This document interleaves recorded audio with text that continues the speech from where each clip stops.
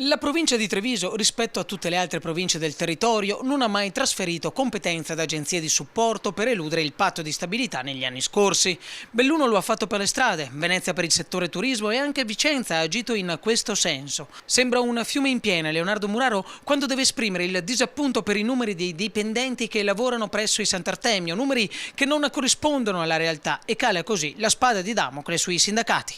La nostra forza lavoro non è 645 dipendenti come hanno scritto, è assolutamente inferiore, in quanto noi abbiamo, rispetto anche ad altre realtà, abbiamo gli uffici della formazione professionale. Treviso è sempre stata conosciuta perché fa formazione professionale per 425 ragazzi.